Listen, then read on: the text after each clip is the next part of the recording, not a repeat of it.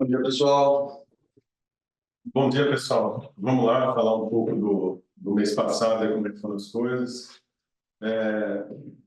Bom, eu vou começar falando um pouco do que aconteceu, depois eu vou falar da performance do fundo e das nossas posições aqui.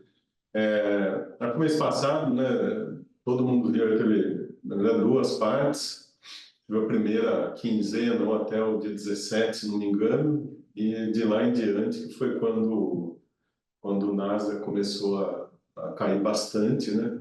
Teve a divulgação do lucro da Amazon, né? Foi a Amazon, você saiu primeiro? Foi Google. Google, isso aí.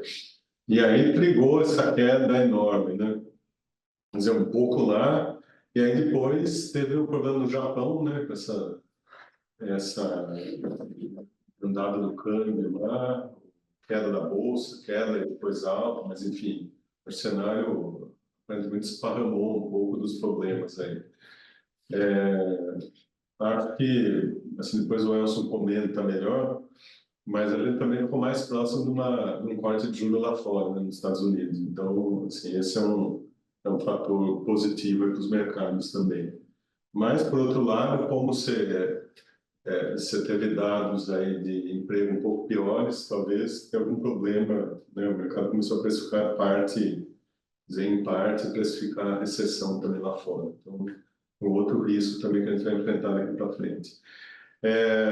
Falando um pouco aí de performance, só para ter uma ideia de como esse negócio foi muito forte, mês passado, né, em julho, mesmo com essa queda toda, né, que a gente teve lá fora, a Nasdaq caiu só 0,8%. E está caindo 8% agora em agosto. O S&P subiu 1,1% em julho, né, que tem um peso menor de tech, e está caindo 5,6% em agosto. O Ibovespa subiu 3% lá em julho e caiu 1,7% agora em agosto, né? E a gente está, a nossa posição, isso aqui até o dia... o final de julho a gente subiu 2,4% na nossa cota, chegamos a subir 5%, mas teve o peso das posições lá fora que atrapalharam, né, no final de mês aqui. Em agosto estamos com até o dia 2, 0,2 para baixo. Tá?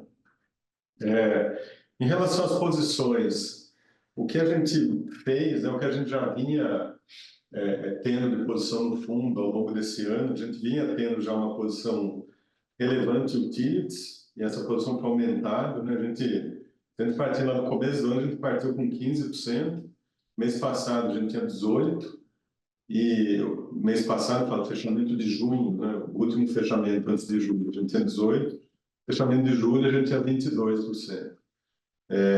Então aqui, assim, são posições que a gente gosta de carregar. Acho que quando a gente compara, é até interessante, você compara com empresas de consumo e varejo domésticas, né, que de alguma maneira tem uma parte do risco parecido por ser doméstico e está sujeito a taxa de juros, enfim. Só que a gente vê assim, upsides aí muito parecidos, né, dessas utilities com as empresas domésticas com risco muito mais baixo. Né?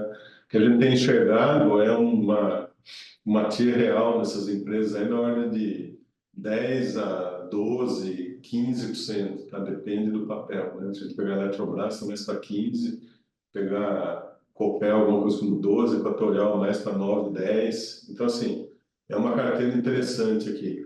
A gente teve também, entrando na operação de Sabesp, a gente já tinha uma posição que a gente tinha comprado antes da operação, chegou a ser uma posição relevante, diminuiu um pouco, mas é uma posição que está no nosso radar também, para eventualmente a gente aumentar um pouquinho mais ainda. Então, assim, esses 22 aqui pode aumentar um pouco, talvez para 25%, 30% da carteira. Seguindo nessa linha aí de posições um pouco mais defensivas que a gente aumentou, Telecom também, a gente tinha uma posição pequena de 2%, dobrando para 4%, 2% era em final de junho já 4%. Então, acho que tem uma combinação muito boa, né, dessas empresas. Primeiro que a competição diminuiu muito com a saída da Oi do mercado. Né? Quando a Oi foi absorvida pela Claro, TIM e Vivo, a parte móvel dela, a Oi tem uma política de preço que não faz o menor sentido. E aí essas empresas trouxeram para dentro, isso aí é uma base muito maior de clientes. Então a gente viu aí que os planos começaram a ter um aumento real aí em algumas janelas. Então assim, tem um crescimento grande, tem um aumento um pouco acima da inflação, aumento nos preços. E a gente olha esses caras aí com dividend yield da ordem de 10% ao ano, que parece também bem interessante na nossa visão. E a gente não tinha nada de saúde e começamos a montar a posição. A gente acha que saúde tem, assim, no nosso, quando a gente fala em saúde, a gente fala basicamente de dois players aqui, principalmente a PV de Redditor. São empresas em situações diferentes, né? A Redditor vem se recuperando aí de um problema grande que vem lá da pandemia, né? De sinistralidade muito alta, e assim, muita intromissão do governo nos planos, em colocar procedimentos novos nos planos sem custo nenhum para o usuário. Mas ainda assim, a gente acha que esses caras vêm, principalmente a Pevida, né, do lado dela de plano de saúde, vem recuperando margem nos últimos trimestres. A gente acha que tem uma perspectiva boa daqui para frente. E Redditor tem uma expansão grande, né, que ela já vinha fazendo e vai continuar fazendo. Então, a gente acha que essa empresa é uma consolidadora grande aí nesse segmento de hospitais. Não necessariamente comprando outras empresas, mas ganhando participação do mercado onde ela vai atuar. E aí já dá para identificar praças novas, né? Já foi para Campinas, enfim, tem algumas outras coisas para acontecer pela frente. A gente diminuiu um pouco, e aí foi lá durante no começo ali da crise, lá no Nasdaq, né, logo no primeiro, segundo dia, a gente reduziu um pouco a posição, a gente tinha 17% nos índices globais no final de junho, fechamos julho com 11%. E aqui foi basicamente uma redução de Nasdaq e compra de Ibovespa aqui, que a gente estava vendido. Então, foi um trade rápido e bom para preservar o ganho que a gente tinha tido até então. Acho que o que tem mais aqui para comentar queda também na participação de commodities na carteira. E aqui foi uma queda grande, foi de 27% para 13%. Né? Aqui, se a gente está vendo algum risco de recessão, isso aí não combina bem com commodities com preço alto. Né? Então, eventualmente, a gente vai ver ainda commodities com preço um pouco mais baixo. E aqui, assim, praticamente em geral, né? As empresas de petróleo, né? Já o petróleo caiu também bastante nas últimas semanas. Essas empresas têm um custo muito baixo, né? Estou falando aqui mais das privadas, Petrobras tem o custo mais baixo de todos. Mas quando a gente olha em PetroRio, fala em PetroRio 3R, tem custo baixo, então você aguenta um petróleo na faixa de $70. Começar a cair muito mais, vai ter que rever nossas posições aqui. Mas acho que tem aqui, nessas duas empresas, principalmente, tem, assim, acho que gatilhos importantes aí. PetroRio é basicamente essa greve do IBAMA, que é um negócio inacreditável, né? Quer dizer, um organismo irresponsavelmente para a concessão de licenças no país e não tem conversa. Só ele pode dar licença e para e acabou, né? Por pressão salarial, pressão por recomposição salarial. É um absurdo isso aí que está acontecendo. A Petrobras também está sofrendo, mas como é uma empresa maior, isso aí acaba não aparecendo o resultado dela. Mas a PetroRio, como tem um poço grande para furar, acaba tendo um problema muito grande. Então tem esse trigger, eu acho que essa greve aí deveria terminar logo. E segundo é a 3R, que agora acabou de ter a incorporação, né, da fusão com a Enalta. E aí vão começar a aparecer as novidades da empresa. Acho que tem uma melhoria grande aí no perfil de endividamento, tem algumas sinergias aí para capturar. Então, parece que é uma empresa também que daqui para frente vai ser um player de crescimento, né? No caso da PetroRio também, acho que tem possibilidade de ela comprar alguns outros campos aí. A empresa tem uma geração de caixa livre muito alta, então daria para comprar um campo de petróleo grande, um pequeno aumento só no endividamento dela.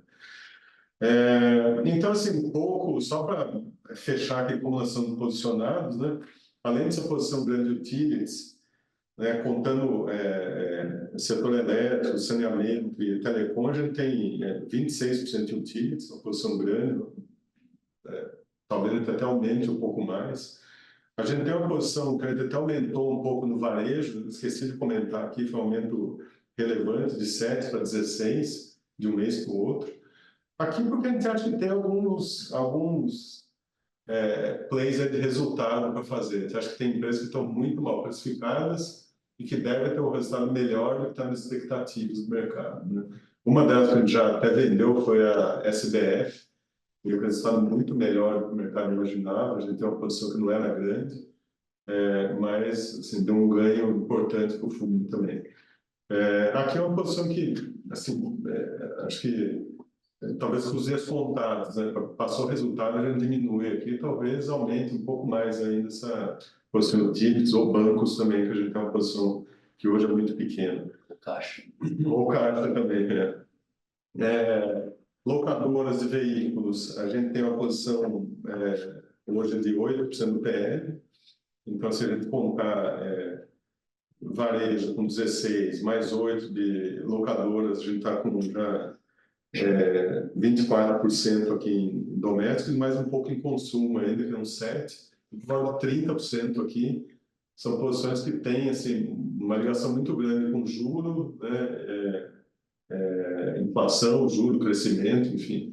Aqui são coisas que provavelmente a gente reduz aí um pouco mais à frente. E as posições lá fora, que tem, hoje a gente tem alguma coisa como 15, 16% lá fora, sem contar aí alguns papéis como Despegar, no Mercado Livre, que o Mercado Livre a gente não tem mais, mas Despegar é uma posição que a gente tem, sem contar alguns desses papéis, tem essa posição que é puramente lá fora. Aqui também a gente vai acompanhar, vamos ver como é que as coisas desdobram lá, mas a gente precisa ver esses índices a estabilizarem lá, senão é outra coisa também que a gente vai ter que tirar da carteira.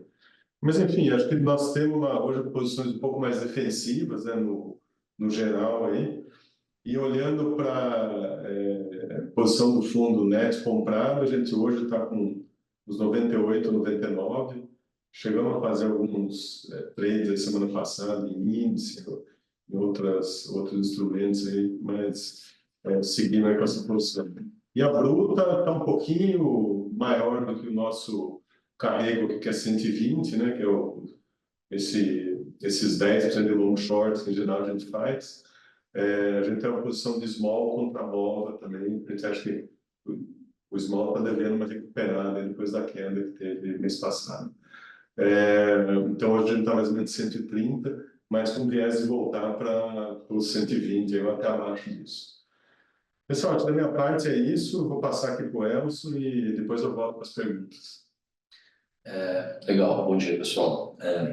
Vamos falar então, vou falar um pouco do que dá um pouco mais de elementos, né? O Marcelo falou, já citou algumas coisas do que aconteceu nesses últimos 3 dias aqui nos mercados, acho que a gente tem que passar por isso. E aí tentar falar um pouco do lado macro, um pouco dos vetores da nossa carteira aqui, né? Tem um componente defensivo local grande, tem uma parte que é um pouco menor lá de fora, mas ainda é relevante, perto de 15%. E tem uma parte que é mais um trade, que são os domésticos locais aqui, tá? A gente tem muito pouca commodities, tem alguma coisa de petróleo, por razões mais micro. A gente diminuiu da reunião passada para cá, do último call para cá, os 2 últimos calls para cá, a gente diminuiu a exposição a commodities por essas questões de crescimento. Então, vamos começar um pouco pelo que aconteceu nesses últimos dias. O Marcelo disse bem, acho que começou lá por meados de julho, final de julho, o mercado um pouco mais querendo realizar.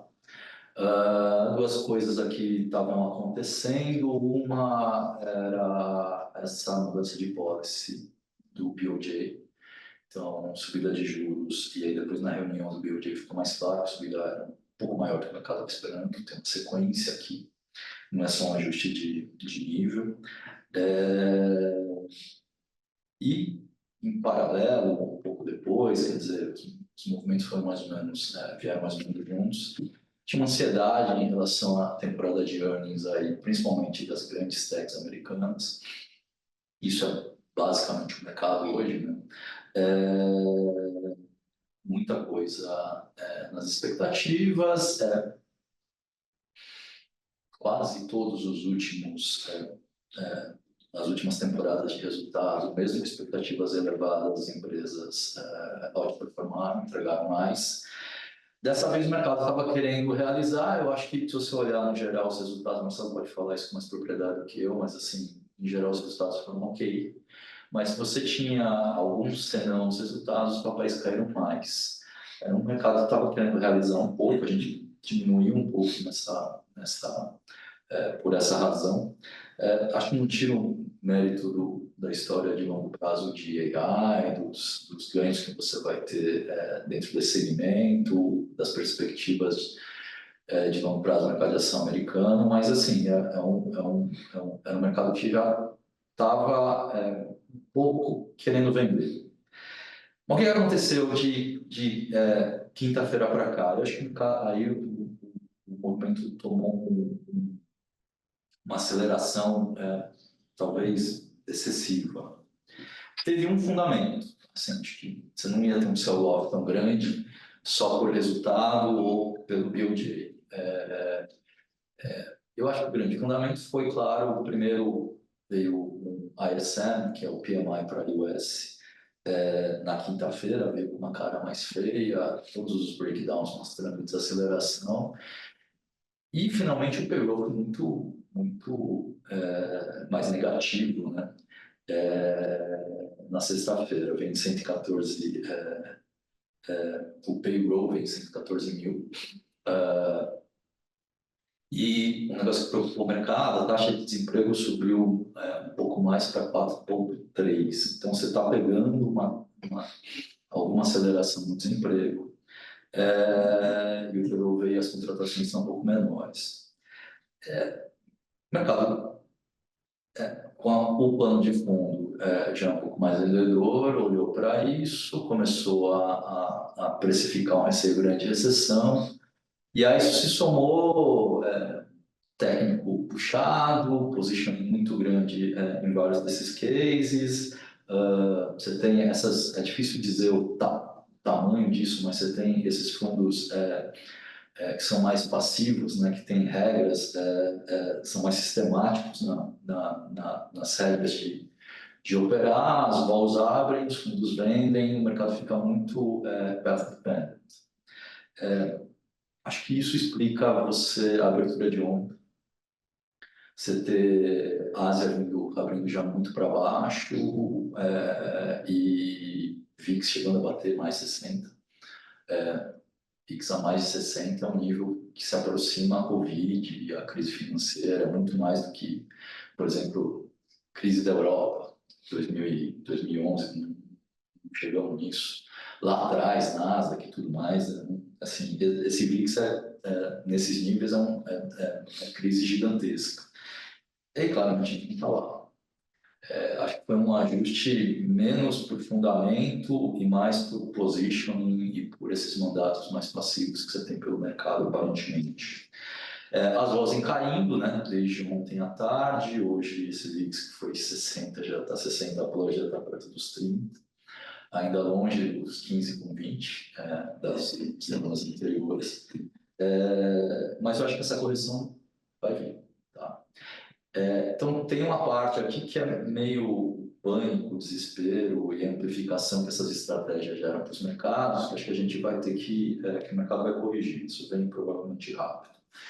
Tem o segundo ponto, que é o fundamento da história, que é falar, a gente tem que pensar aonde está a economia americana. É engraçado, a gente passou, sei lá, os últimos 6, 8, 10, as últimas 10 calls, falando da desinflação da economia americana, que o mercado estava precificando um high for long, e que provavelmente você teria cortes do Fed, mas que a economia estava bem, mas ela ia desacelerar, que a inflação ia caindo, esse é o nosso base case.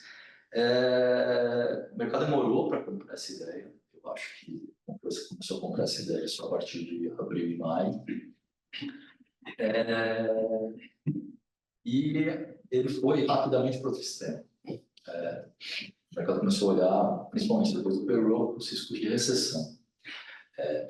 Eu acho que os riscos, obviamente, né, quando você está desacelerando, os riscos de recessão ficam maiores. Mas acho que a gente tem que separar bem, para efeitos de estratégia, o que é um desfecho recessão do desfecho desaceleração.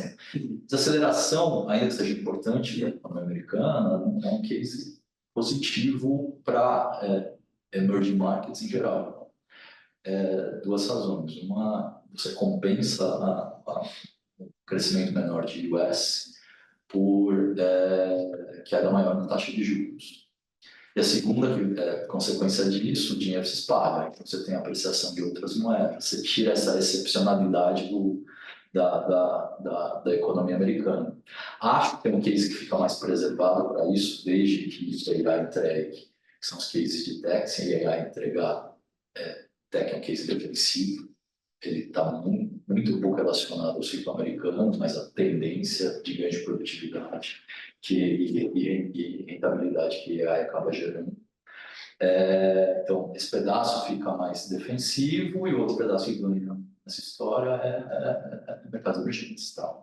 Tem que ser seletivo, China é um problema, mas o Brasil pode se beneficiar dessa história. Então, a história da aceleração acho que é o melhor desfecho que consigo pensar para a política monetária, a função da economia americana e para a política monetária.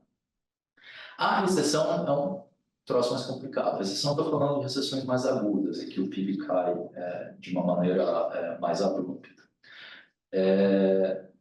Aqui, eu acho que não é do tamanho que a gente viu, porque esses dias o mercado precificou níveis de grande crise financeira, mas assim fica tudo mais difícil. Se o PIB americano vier fortemente negativo alguns trimestres, a propensão a correr menos risco domina a queda na taxa de juros. E aí é difícil imaginar que outras moedas vão valorizar, o dinheiro vai se espalhar por geografias mais arriscadas. Tá? Então, é isso que a gente tem que olhar, no fundo. Tem todo esse ruído de VIX explodindo, etc. Essas coisas que vão sair gradativamente. A gente tem que olhar se a gente está numa dinâmica mais para a recessão ou mais para uma desaceleração. Assim, para responder isso, de fato, a economia americana está desacelerando. Mas acho que a função inicial dela importa bastante.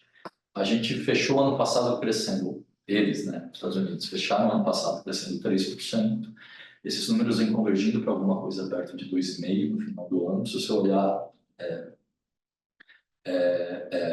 para os dados de consumo mensais, eles estão rodando no analisado ainda perto de 2,5%.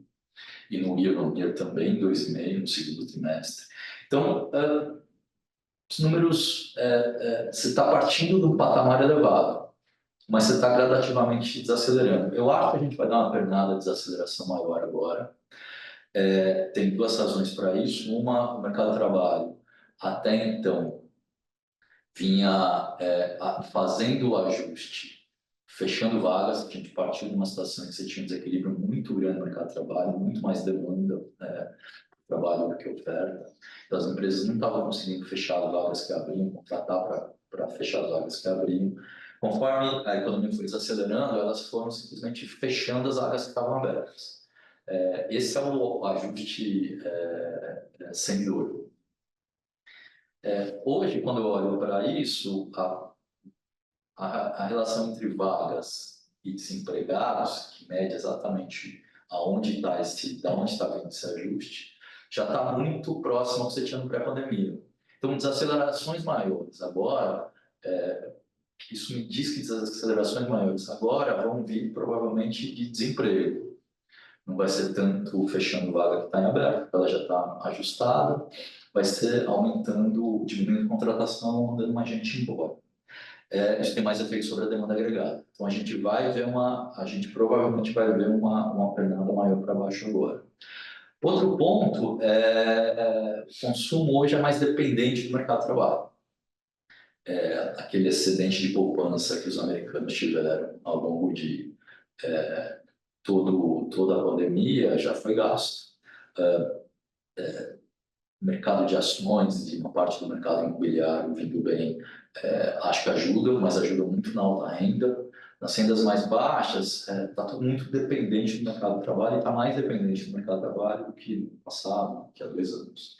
O mercado de trabalho vindo um pouco mais para baixo agora, você vai ter um ajuste de demanda agregada também. Então, nós vamos ver o desemprego, faz sentido ver esse desemprego subir, como a gente tem visto nos últimos meses, tá? Acho que essa é uma tendência que continua. Isso deve levar a economia americana a sair desses 2,5 que ela está crescendo hoje na ponta para alguma coisa mais perto de 1,5 mais para o fim do ano, começo do ano que vem. É uma desaceleração relevante, a gente abre ato, significa que a taxa de juros terminal, que hoje está perto da neutra, que o Fed olha, vai ter que vir para algumas coisas, para um nível abaixo disso. Mas não necessariamente a recessão. Claro que os riscos aumentam, mas não necessariamente você vai para a recessão, provavelmente não. Tá? Você pode ter um ou outro trimestre negativo, mas você não vai fazer uma espiral mais abrupta na atividade. Tá? E aí eu tenho 3 razões para isso. Acho que a primeira eu já mencionei, assim, a contribuição inicial não importa, você está crescendo bastante ainda.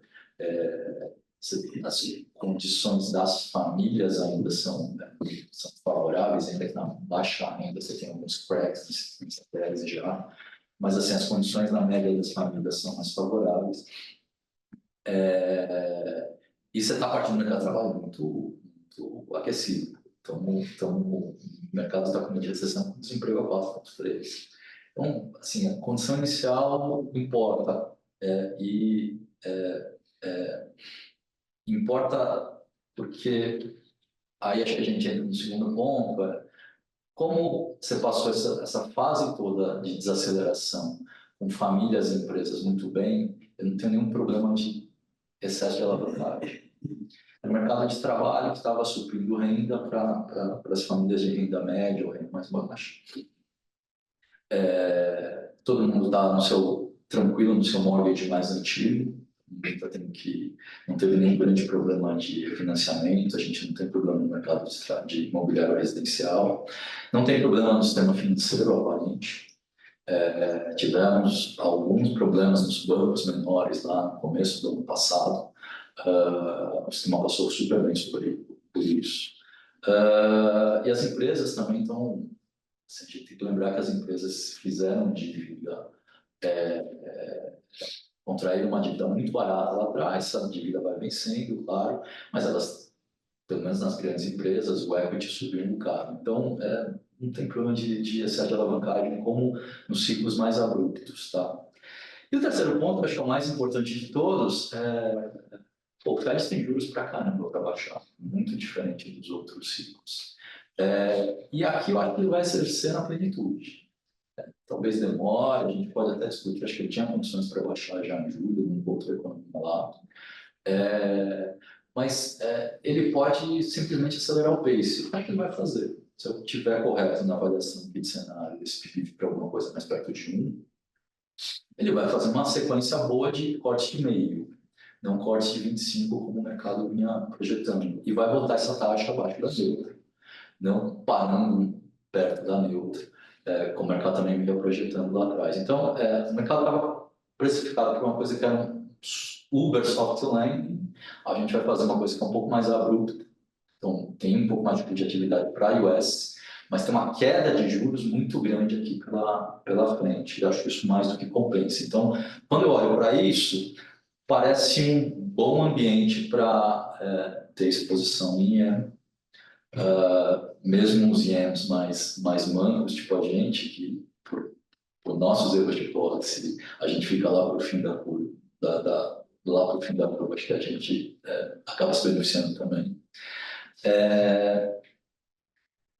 Tem uma história que pode beneficiar, continuar beneficiando os cases de crescimento em tech. Lá fora, temos que ver um pouco essa questão de como o mercado vai entender os próximos passos e a rentabilização desses investimentos em inteligência artificial, mas assim, se a tendência não mudou e ela domina, taxa de juros mais baixa faz toda a diferença do mundo para o valor presente dessas empresas. Então, é uma história boa para isso também. E aí, trazendo um pouco mais para detalhe para o Brasil, a gente gosta da história,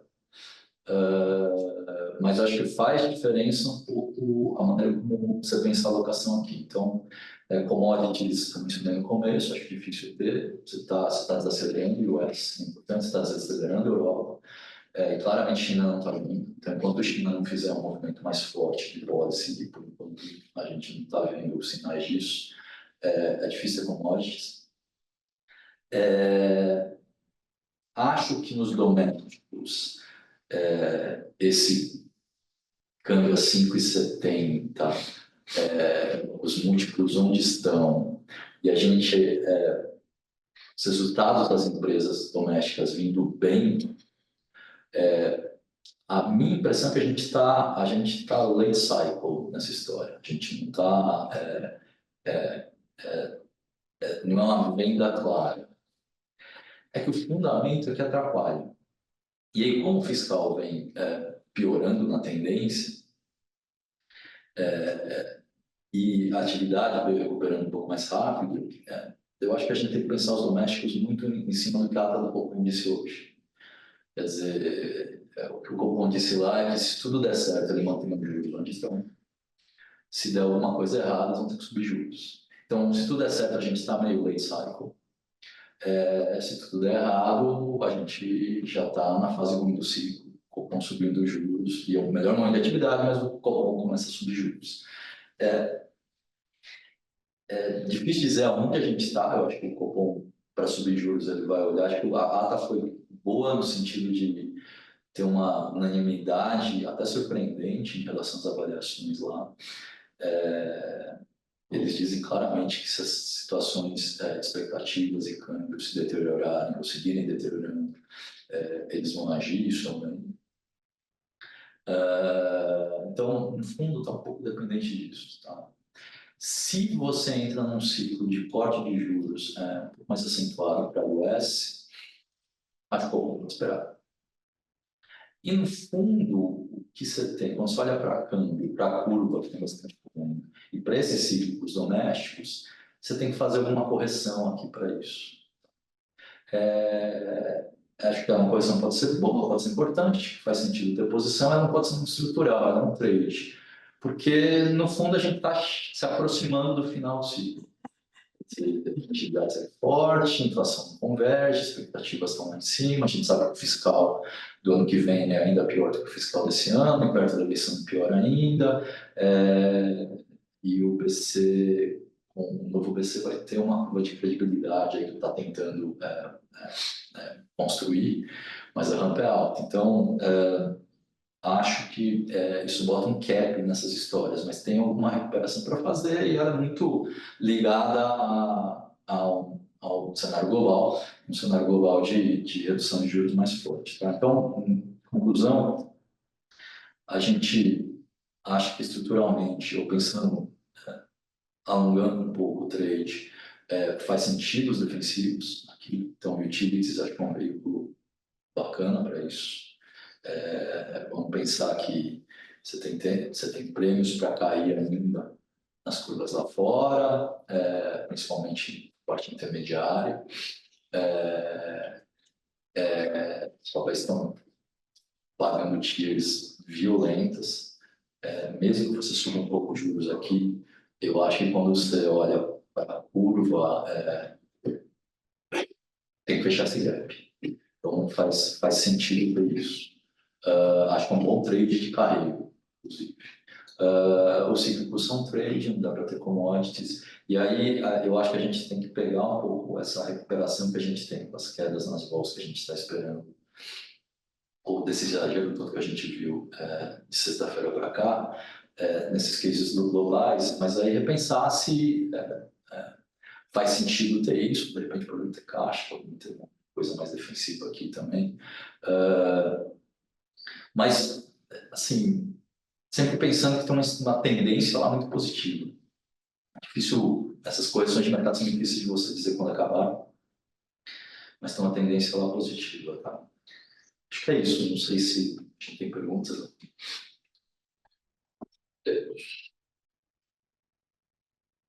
Na visão do investidor estrangeiro, pensando na relação de recursos para a IEM, o que teria mais peso, uma recessão nos Estados Unidos ou a queda dos juros pelo FED?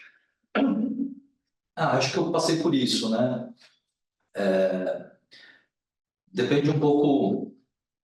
Se você fizer uma recessão mais abrupta, mais forte, está falando de alguns trimestres, PIB negativo, desemprego explodindo,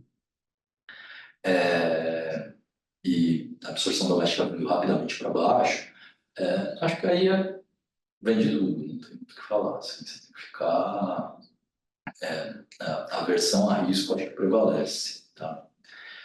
E aí tem um agravante, porque no caso brasileiro isso vai trigar a alta de juros. Então você vai estar subindo os juros aqui com um ambiente global hostil. Acho que aqui é caixa. Agora, caixas exportadoras, os trades assim, ainda mais defensivos na carteira. Agora, se você for pensar que isso é uma desaceleração, mas que vai ser compensada também por uma queda de juros mais intensa, que é meio nosso cenário, esse é um cenário bom. Acho que é um bom desfecho para a IEM. IEM tem lá seus desafios, na China tem desafios, tem os problemas dela, o Brasil tem uma porrada de problemas aqui. Mas o plano de fundo global para essas histórias são muito boas e está bastante para trás. Então, numa história que eu acho que faz mais sentido, por isso que eu fiquei tentando justificar aqui, olha, me perguntar a alavancagem, o Fed pode baixar muito os juros, você está num patamar inicial que tem um certo conforto. Eu fiquei tentando justificar que eu acho que a economia desacelera bem, mas não entra numa recessão mais profunda. Aí eu acho que uma compra para esses ativos. Beleza. Só isso, né? Se tiverem mais alguma dúvida, depois podem mandar para a gente por e-mail que a gente responde vocês. Obrigado, pessoal. Tchau, pessoal. Obrigado. Até a próxima. Tchau, pessoal. Até mais.